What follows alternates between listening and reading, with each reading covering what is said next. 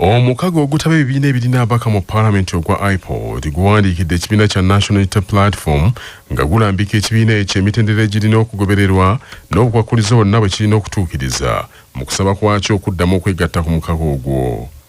Sabbiiti eno ekibiina kya National Unity Platform kyawandiikira IPOD nga kigisaba okukikkiriza okuteeka omukono ku ndagaano ekifuula mmemba wa IPOD.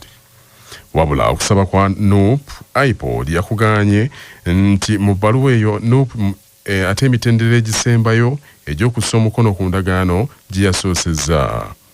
Omukago gwa IPOD gugamba nti NUP yalina okuwandiika ng'esaba okukkirizibwa okwegatta kwa IPOD ku ntandikwa olwo bw'etuukiriza emisoso emirala n'ekkirizibwa okuteeka omukono ku ndagaano so si kusabirawo ndagaano okugiteekako omukono. Ssenkulu wa IPOD Dr. Lawrence Sserwambala agambye nti emisoso NUP gy'erina okugoberera ne by'erina okutuukiriza babitadde mu bbaluwa gye bawandiikidde ekibiina ekyo. Aba NUP twabawandiikidde nga tubaddamu ku nsaba yaabwe ey'okusayininga memorandum of understanding. Twabadde tubategeeza process eyitibwamu okusayininga MOU kubanga baali baagala kugisayininga ntuga nti nedda ekyo kyekisemberayo ddala waliwo emitendero egirina okusookebwako ne tubalagirira kiki kye balina okukola era tulowooza nti bagenda kukikola kasita tunaafuna okuddibwamu okuva mu pate ng'ekoze ebyo ebirina okukolebwa olukiiko lw'abasekretary general tusuubira lujja kutuula mangu tandika okuyita mu nsonga zaabwe. Sserwambala agambye nti NUP mu kiseera kino yabadde ebuusa amacco okusaba okuteeka omukono ku ndagaano ya IPOD nga tegoberedde mitendera. NUP ebbaluwa bwe yagiwandiika olukiiko lw'abasekretary general lwagitunulamu ne lulaba nga engoberera entuufu ey'ebintu si yeeriwo so kyekyo lwaki twalina okubaddamu ne tubategeeza nti kino kye kirina okugira so ebbaluwa eyo nga bwe yawandiikibwa essaawa eno tennaweebwa tewannabaako kigikolwako okuggyako okubagayidinga nti bwe bati bwe balina okugira naye okugamba nti process etandike ey'okuba admittinga mu IPOD natandika. Ebyo nga biri bityo ekibinja ky'enkima kizinze essomero lya gavumenti erya St. Charles Lwanga Kibiri Primary School ekisangibwa mu munisipaali ya Ssaabagabo Makindye mu disitulikiti y'e Wakiso ng'enkima ezo kyenkana zinaatera okulemesa n'abayizi okusoma.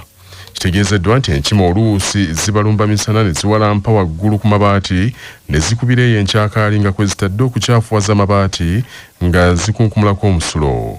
Omukulu w'essomero eryo Seruwu Matthias mweraliikirivu nti enkima ezo zandibalwaza endwadde olw'obujamu obuva waggulu ku mabaati ng'ate enkuba bw'etonnya amabaati ago kwe balembeka amazzi ge bakozesa. Sigamba tulina nnyo ebibira byatemwa dda byaggwaawo naye ku miti gino emitonotono egyasigalawo egyaffe egy'ebibala ebisiikirize enkima kwe zisiiba ne zivaako ne ziwalampa ku bizimbe ne zigendako empitambi yaazo ne zifukako kakati tuli beeraliikirivu. Enkima nnyingi nnyo eziweesa abaana empitirivu zoogoba ne ziremera nawo ekyo kye kisinga otutiisa nti omwana tasobola nagigoba leevaawo ejira ddala n'esembera w'oyimiridde nga tekoze eki nga tekutidde n'olwekyo tuli beeraliikirivu ziyinza otutuuzaako obulabe enkima eyinza okutagula omwana. Ssentebe wa LC3 wa division y'e Masajja Kiyaga John Bosco bw'atuukiddwa ku nsonga eyo agambye nti obuzibu okusinga buvudde ku bantu b'omu kitundu ekyo abaasaanyaawo ebibira enkima mwe zaabeeranga. Wabula Kiyaga asuubizza okutuukirira ab'ekitongole ekirabirira ensolo z'omu nsiko kibayamba okugoba enkima ezo mu kitundu.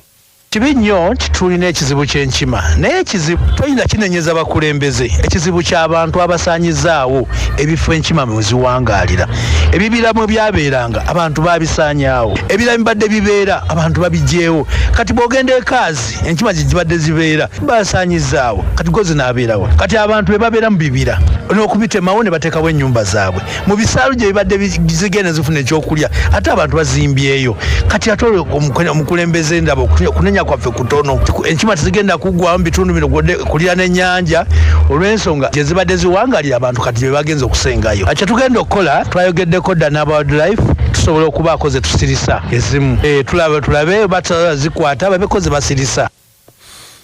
Ebiyonga biri biti abakristaayo mu kkanisa ya St James e Masajja Kyabaggu Mbulabirizi b'e Namirembe bali ku muyigo gwa nsimbi obukadde 150 ez'okuddaabiriza akasolya k'ekkanisa eyo gye bazimbye obuggya. Kitegeerekese nti ekkanisa eyo we twogerera eri myaka 62 kasooka ezimbibwa. Wabula omulimu gw'okuddaabiriza kkanisa y'abakristaayo b'e Masajja baagutandikako dda kaakano batuuse ku ssa ery'okukomerera akasolya ng'omulimu gwetaagisa ensimbi obukadde 150. Omusumba w'obusumba bw'e Masajja Reverend James Kirabira akoodde abakristaayo n'abazira kisa bakwatirako bamalirize ennyumba ya Mukama.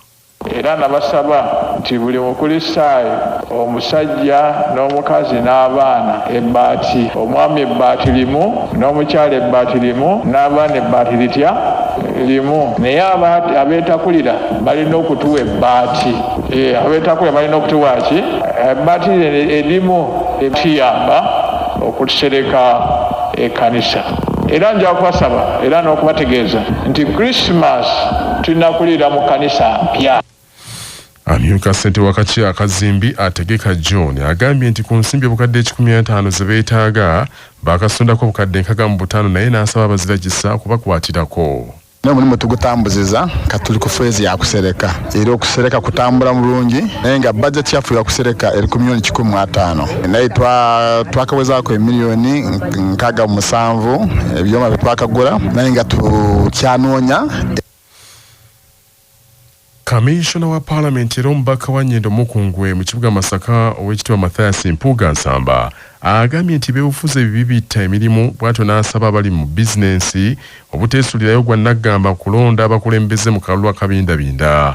Omusasi waffe Thompson Kayinja alina ebisingawo. Owekitiibwa Mpuuga eyamaze dda okulangirira nga bw'agenda okuddamu okukiikirira ekitundu kya Nyendo Mukungwe ku kkaadi y'ekibiina kye ekya DF. Bino yabyogeredde mu bakola ogw'okwokya ebyuma nga beegattira mu kibiina ekya Agali Awamu Masaka Welders Association AMWA Guleta Masaka ababadde bajaguza okuweza omwaka omulamba mu bwegassi obw'abookya omuliro abakuŋŋaanidde ku Bliss Gardens mu kibuga Masaka. N'agamba nti wano mu Buganda osanga abantu abakolera ekyejo mu bukulembeze so ng'ebitundu ebirala bironda abantu abalina kye banaabigattako. Mu corridors ezirimu obukulembeze n'ebyobufuzi buli kitundu kinoonya omuntu anaakigattako. Fano e Buganda ffe tulonda abakulembeze ne tubatwala mu bifo eby'enkizo nga ne wali tamanyi kikolebwawo nga yeewuunya bwewuunya baalaba nti mbadde mu Paalamenti nga nkulembera bannange naye ngezaako kuyamba abantu abankwasa naye ng'abamu ne bw'omuweredi nga tavaamu kintu.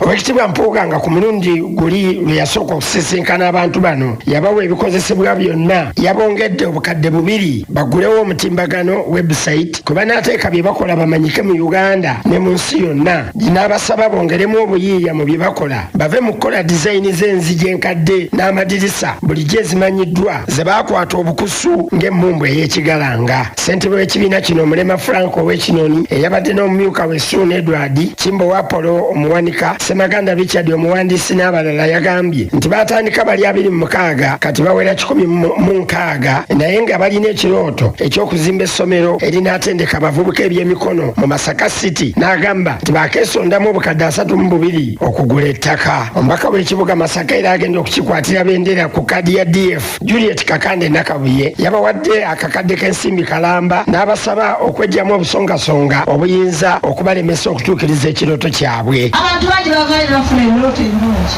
ne balowooza okwegattira awamu bakole naye n'osanga nga biremereddwa okutuukirizibwa olw'obusonga obutonotono.